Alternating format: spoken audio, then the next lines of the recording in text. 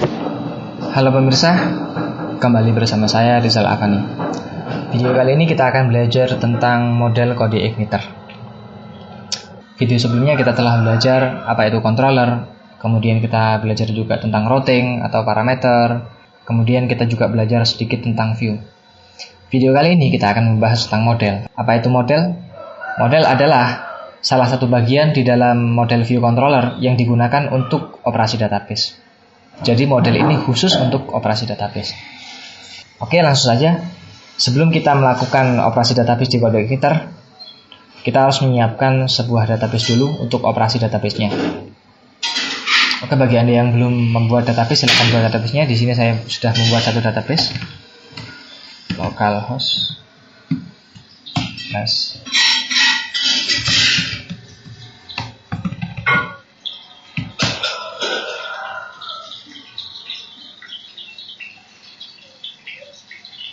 Di sini saya menyediakan satu database, namanya belajar CI. Kemudian di dalamnya saya juga menyediakan satu tabel, namanya tabel mahasiswa.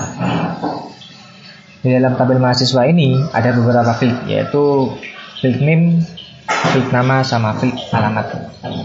Di sini yang menjadi primary key-nya adalah field name ya. Anda bisa meniru struktur dari tabel saya ini. Biar lebih jelas saya buka di sini.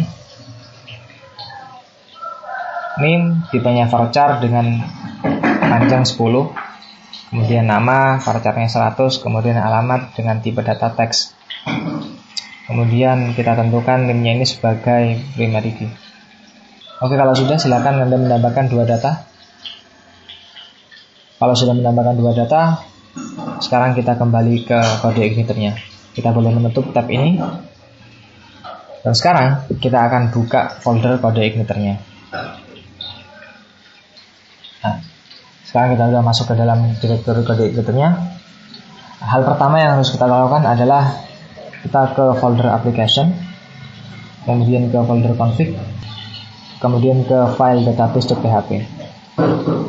Kita buka file database.php-nya, kemudian kita sesuaikan dengan database kita. Di sini hostname-nya localhost, kemudian username-nya saya pakai root.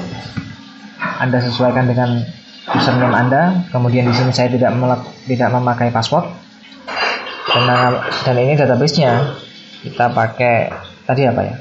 Tadi kan kita pakai database belajar CI ya. Jadi kita sesuaikan nama database-nya belajar CI. Kita lihat sebentar di sini.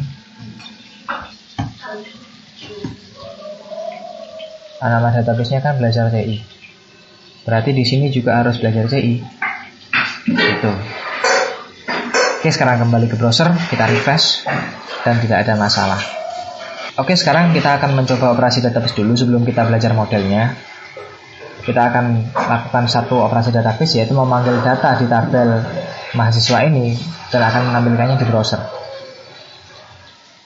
Oke, kita masuk ke folder controller, kemudian ke welcome. Di sini saya menggunakan controller welcome ya. Seperti video kemarin, kita bersihkan dulu kodenya, kemudian hapus kode ini, kemudian kita refresh browsernya. Ya, karena di sini tidak ada kode apapun, maka otomatis di sini juga tidak ada kode apapun, kosong. Kemudian kita masuk ke application, config, autoload,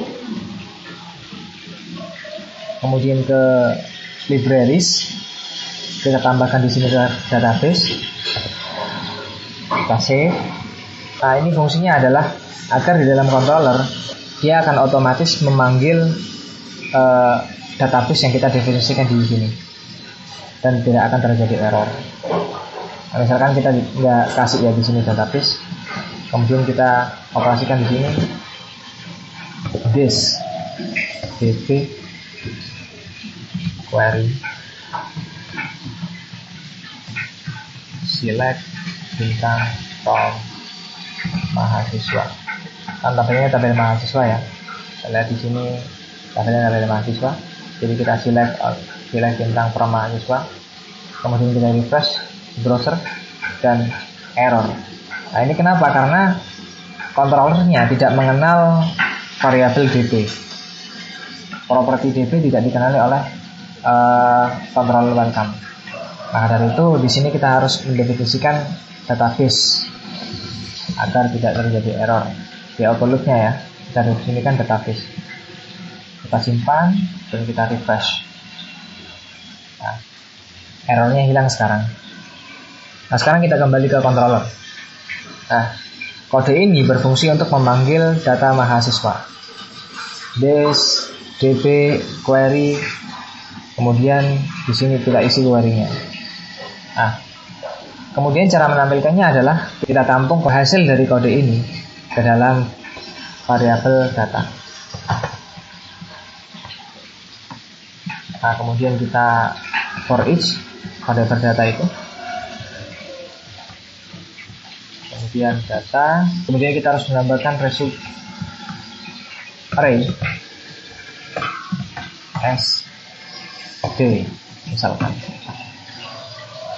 Kemudian kita echo datanya, kita tampilkan dulu namanya, misalkan nama d nama. Sekarang kita refresh browsernya dan ya data sudah berhasil ditampilkan. Penjelasan dari kode ini adalah seperti ini. Pertama kan kita melakukan pemanggilan data menggunakan kode ini. Hasil dari kode ini kemudian kita tampung di dalam variabel data. Nah, kemudian variabel data ini kita for each menggunakan ini sehingga dia menampilkan data nama. Nah, tapi ada satu hal yang harus kita perhatikan di sini. Variabel data di sini harus memanggil satu function result array agar hasil dari kode ini bisa dikonversi ke array dan dapat ditampilkan menggunakan for each. Itu. Satu hal lagi di sini, ini nggak harus D ya. Misalkan variabel ini kita ganti C, misalkan. Nah, tentunya ini harus mengikuti C. Kita save, kemudian kita refresh, dan dia tetap akan menampilkan datanya.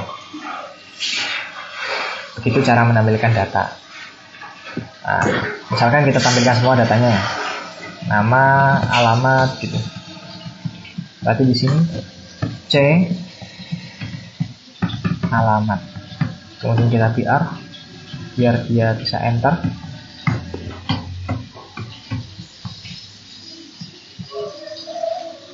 Kemudian kita tampilkan juga NIM ya, nomor induk. Kita refresh. Nah, kan sebentar biar lebih jelas, ini diganti HR aja. Iya, sekarang datanya berhasil ditampilkan. Oh ya, satu hal lagi. Nah, kan ini C NIM, C nama, C alamat ya. Ini mengikuti nama dari fieldnya. Coba kita perhatikan di sini.